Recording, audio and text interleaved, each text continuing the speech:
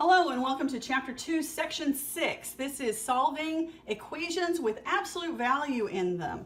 Now the tricky part of absolute value is that you have to find all your answers. It is possible that there is both a positive and a negative answer there, and we have to solve for both of them. So let's see what that looks like.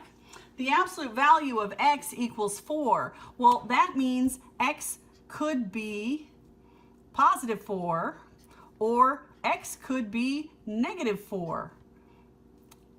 The way that you determine this is that you actually go to the answer and you solve for a positive answer and a negative answer.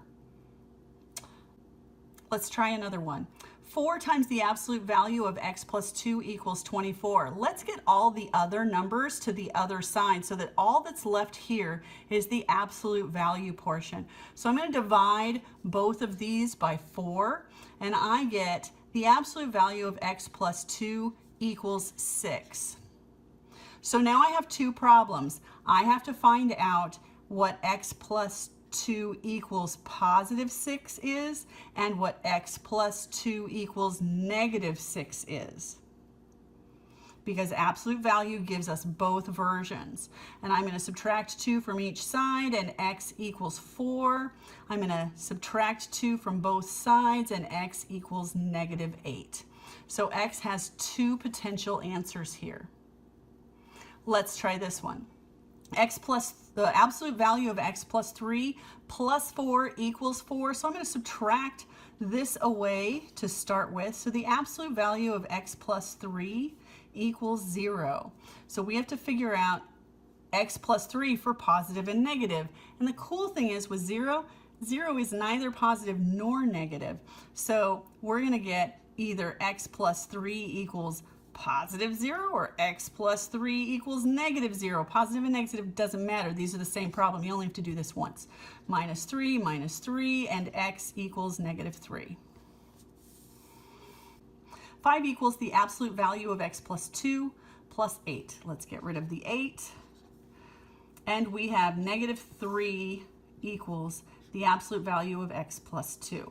So this means we have to discover negative 3 equals x plus 2 and negative 3, which is positive 3, equals x plus 2. And we have to solve for x.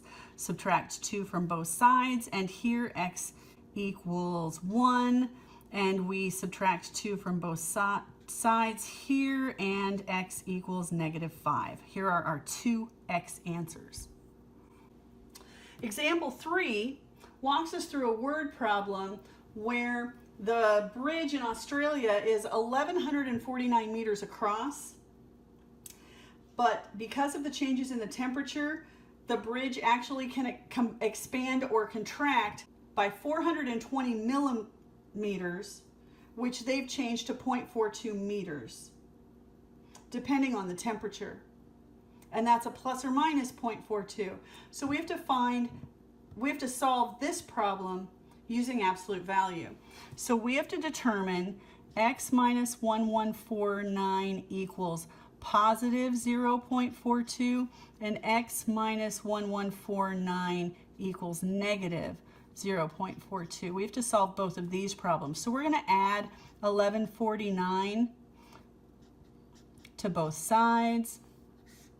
And here x equals 1149.42. And we're going to add 1149 to both sides here. And here x equals 1148.58. And both of these are going to be in meters because the question asks for the minimum and the maximum length. So we have to have units for word problems. So try checking out numbers 1, 2, and 3. Pause the video and come back, please. Check it out, number 1a, the absolute value of x minus 3 equals 4. We're going to add 3 to both sides, and our answer is going to be plus 7 and minus 7.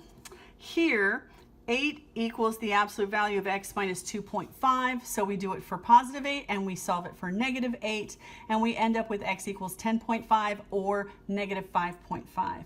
Here we're going to subtract the 2 first. We're going to multiply both sides by the negative 1 that is multiplied by this. And so now this is our problem. So we've got 2x minus 5 is equal negative 5, or 2x minus 5 equals to positive 5. And we're going to add 5 to both sides, and x either equals 0 or 5. Check it out, 2b. We're going to add 6 to both sides. So the absolute value of x minus 4 equals 0.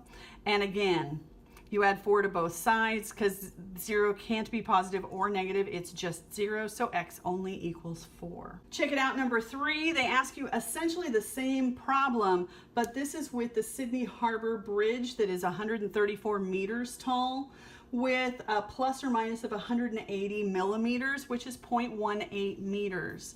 So we're going to solve this problem in 2 ways, either positive 0.18 or negative 0.18. We're going to add 134 to both sides, and we end up with 134.18 meters or 133.82 meters. If you have any questions about any of these problems, please ask. We have homework that starts on page 115. It's numbers 14 through 34 plus number 44.